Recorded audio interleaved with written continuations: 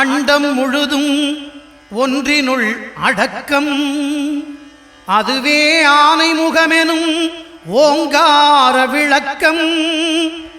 சுழலும் கோள்கள் அவன் சொல் கேட்கும். அவனை தொழுதால் போதும் நல்லதே நடக்கும்.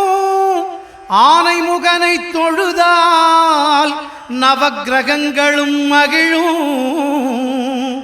நல்லதே நடக்கும், நல்லதே நடக்கும்.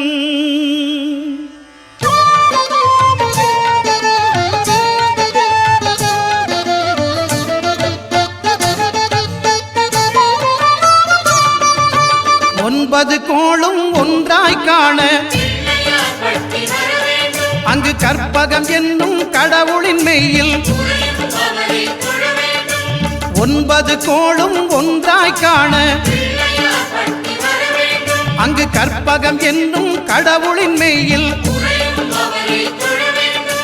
சூரியன் முதலாய் 9 கிரகமும் பலவித குணங்களை கொண்டிருக்கும். எங்கள் கற்பக தருவில் அவை வரும்போது ஒன்றாய் சேர்ந்து பலனளிக்கும்.